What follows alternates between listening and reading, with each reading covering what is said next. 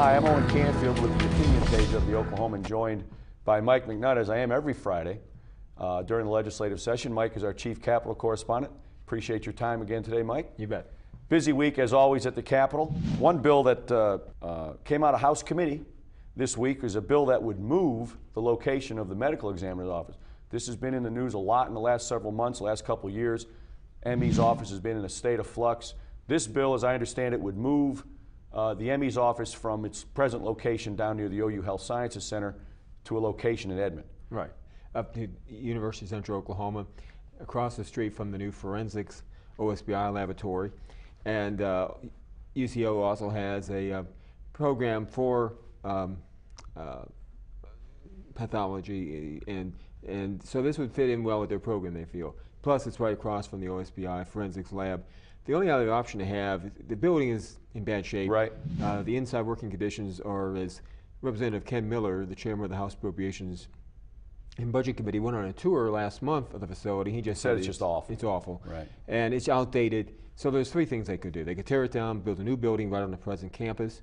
They could merge it. They talked about merging it with different agencies and OSBI, but they just don't like the appearance it would, you know, an investigation agency with a one that's supposed to solve the cause of death. Right.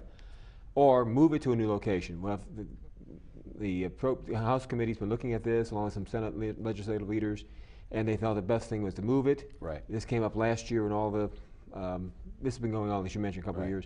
And with the UCO having this land available right near the forensic center, how it would work, they think, is UCO would issue a bond issue, lease it back to the state. Right. And then the state would own it clear about eight. Sounds like a good plan. plan. And a half, huh? Sounds like a good plan.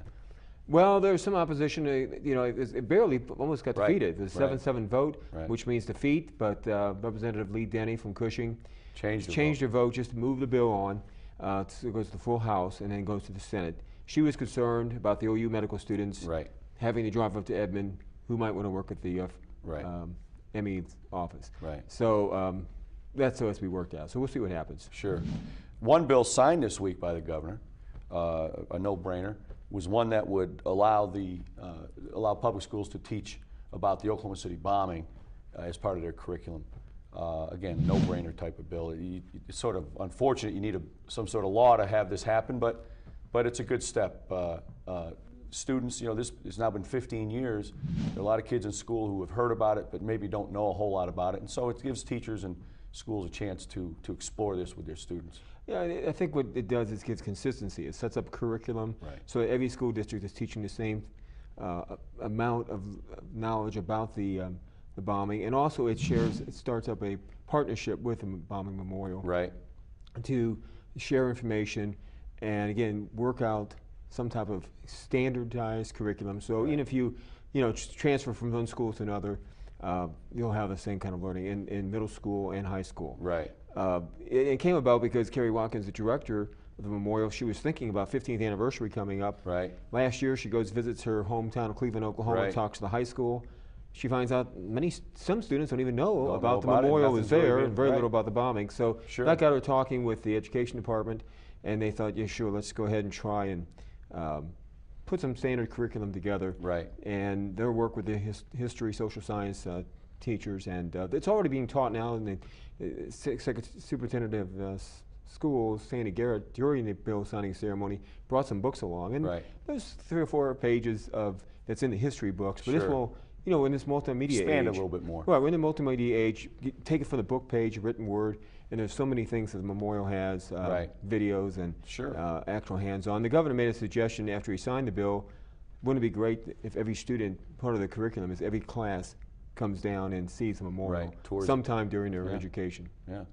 A bill the governor will have to deal with, speaking of bills he's signing bills, teeth floaters. After 2 long years of hand-wringing and debate over what to do about these people who file down the teeth of horses, finally a bill is on its way to the governor. Real quick summary, if I have it right, a couple years ago it was made a felony to do this. That was then softened. They've now come up with a bill that basically allows these men and women who are not veterinarians but know how to do it. They can continue to do that job. Veterinarians had said, no, this needs to be under sort of our umbrella, and it sounds to me like a sort of a compromise bill that allows these men and women to continue to do their work with some regulations. Is that right? Well, it's kind of a happy ending movie. Right. To a movie you just summed up. The veterinarians are still upset with it. Right. They're concerned because the drugs that are used in Very powerful. in the teeth floating or the dentistry part of the procedure are powerful sedatives, Sure. and they are licensed, and they feel that they are responsible and they have to sign for all these Right. medications. They're concerned that, well, if they give this to the horse owner who gives it to the teeth floater, what happens if Right. It gets out in the streets? Well, and it still doesn't mean, just because it's passed doesn't mean it's going to get signed. It's And something the governor's got to will look have it to over, tackle. and Sure.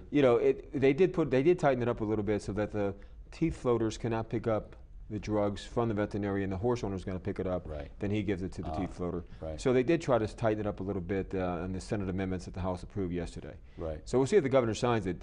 It's his policy. He likes to review the final bill. Sure. Because there's always amendments added, like in this Sure. case, and then he'll look it over with his legal staff and determine what to do with it. Mike, thanks as always for your time. We appreciate you joining us this week here on News OK. Invite you to read Mike's blog and read his stories every day in the Oklahoma.